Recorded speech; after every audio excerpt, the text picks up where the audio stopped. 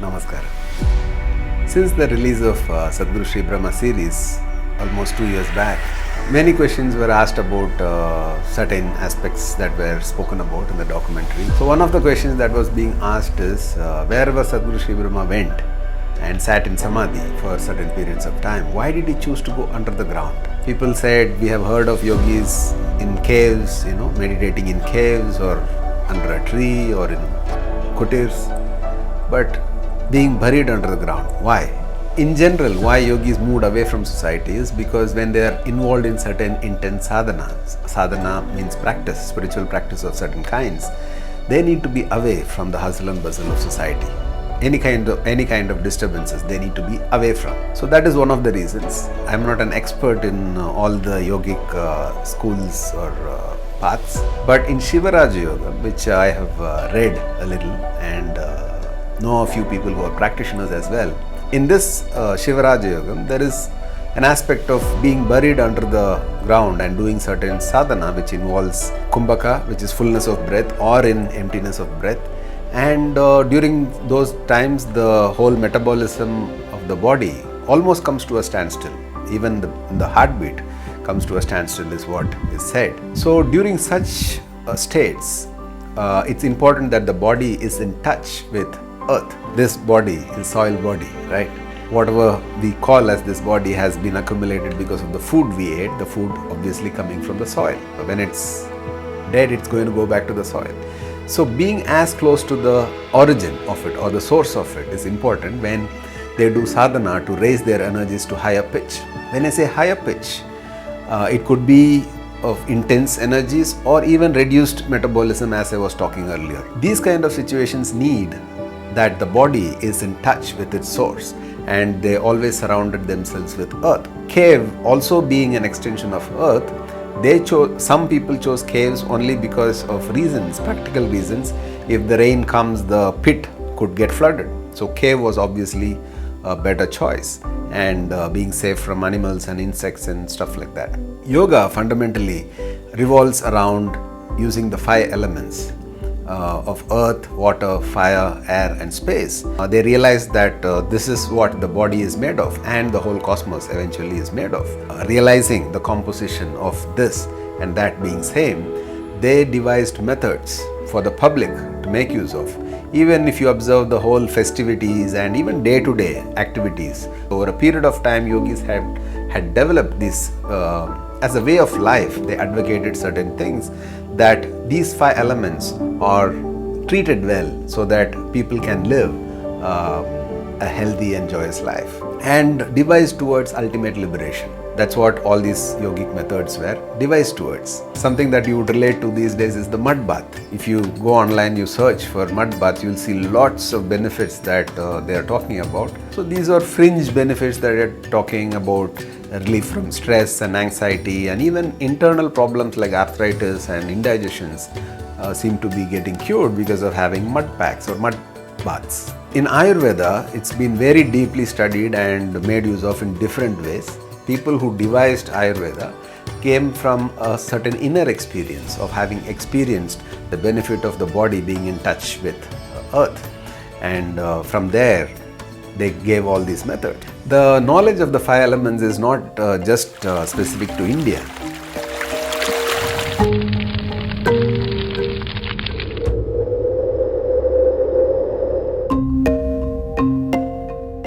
But if you observe ancient cultures of Japan, China, North America, the Native Americans, the South American Mayan and Inca tribes, and Aborigines of Australia, all these people have explored these either 4 elements or 5 elements. They talk about it, and they have rituals and even festivities around it.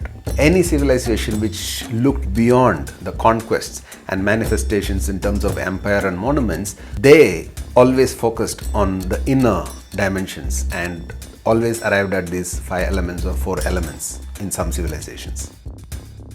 In yogic culture, mastery of these 5 elements is called as Bhuta Shuddhi. Bhuta meaning the elements, the 5 elements, and Shuddhi means mastery. In Tamil Nadu, for example, 5 element temples which is spread across like 200 kilometer radius. Kanchipuram for land, Thiruvanaikoi for water, Arunachala, Tiruvannamalai for fire, Kalahasti, Sri Kalahasti for air, and Chidambaram for space. Practices were devised in such a way that people can stay in each place and do sadhana for that particular element and then proceed to the next. Kanchipuram is the temple for earth element. But if you look at the history of Kanchipuram, this Kanchipuram used to be the capital of the Pallava kingdom. Before that, Tiruvarur used to be the earth element temple. So after it got shifted to Kanchipuram, Tiruvarur became like a crucible which held all the other 5 elements in place. This video won't be enough to talk about the grandeur and the glory of Tiruvarur temple, although very less is being spoken about it. This is the largest temple, spread over 33 acres, 375 Shivalingas around, and the Kamalalambika tank, the pond itself, is said to be 15 acres. Nobody knows the origins of when the Tiruvarur temple came into existence, but it was developed over a period of time. It has been sung in the Devaram songs of the 7th century, and later in the 9th century the Chola kings and all developed it and built parikramas. The main deity is called Valmikanadar or Valmiki. Rings a bell? Yes, Valmiki, who came out of the ant hill. The main deity here is an ant hill or a solid mound of soil. The Devi here is called Kamalambika. She sits in a yogic posture. So she is a goddess who sits in a yogic posture, and Tyagaraja is Valmikanadar. If you demystify the whole structure, the way the temple is built, and the principles, the rituals which are performed, you will see there is a deep yogic science behind it. For example, I'll just talk about one particular aspect which happens there. There are 7 temples associated with this. The story goes that Vishnu imprinted or held Tyagaraja, who is the residing deity of this temple, on his chest, and that's why he lies in Anantasayana, in the ocean. And the way Vishnu's chest moves up and down as he breathes is said to be the breath of Tyagaraja. So this is called the Ajapa Nadana, meaning Japa, you know, it's chanting. This is without chanting, there is a dance happening, the breath. You know the power of Sanskrit chanting. It involves a certain amount of breath, inhalation, holding, and as you are reciting the chants, the exhalation happens. So there is a certain breath exercise that's happening when you are chanting Sanskrit mantras. So this stage is called Ajapa, where there is no chanting happening, but still there is a certain dance of breath happening. So daily there is a ritual where they do abhishekam for a Maragatham. Maragatham is, I think, the green emerald lingam, and they have a swing on which Vishnu is reclining and Tyagaraja is said to be breathing, and there is a dance happening, and there is a special instrument. I think it is PANCHA VADHYAM. So they used to beat the drum. Today there is nobody who can actually play the drum the way it used to be played. They played with a certain rhythm.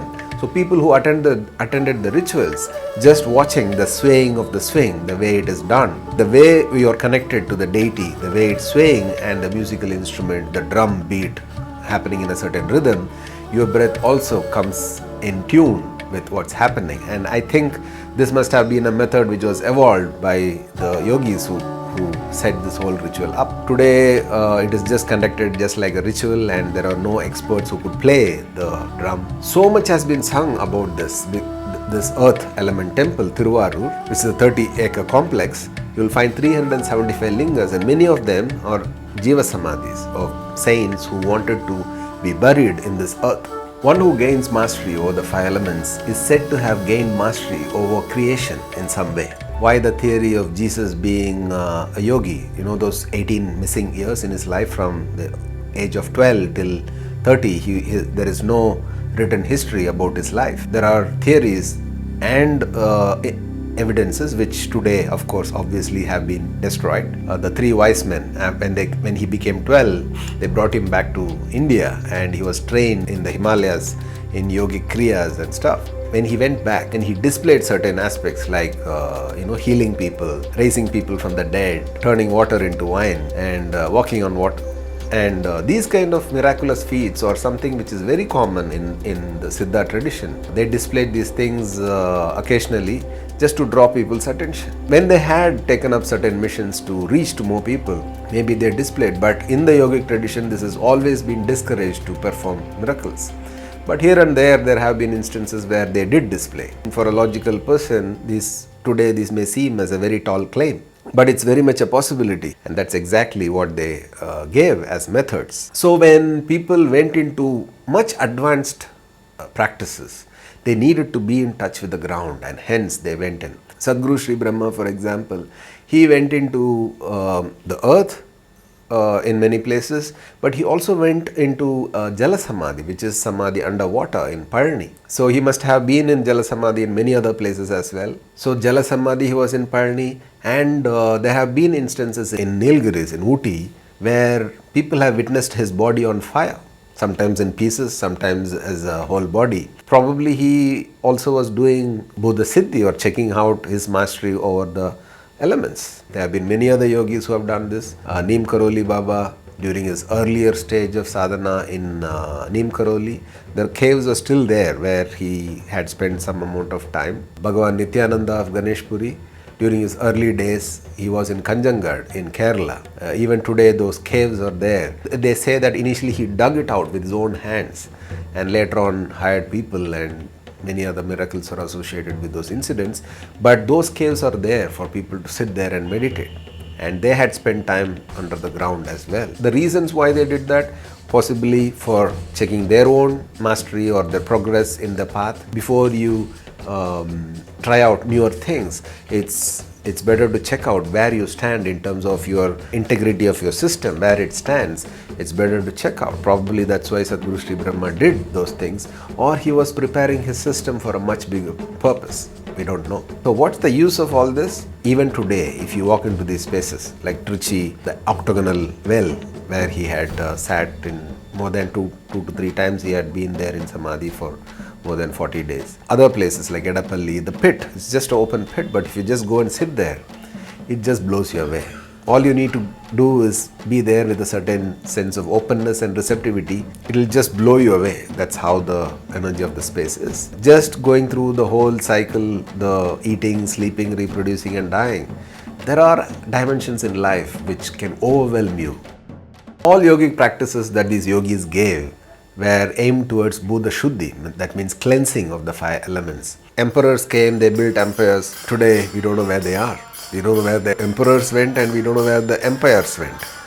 But these spaces are still reverberating and are providing a possibility for people, whoever wants to experience something more than the mundane or the normal day-to-day living. As Sadhguru says, if life doesn't overwhelm you, then what's the point? So these spaces offer this opportunity.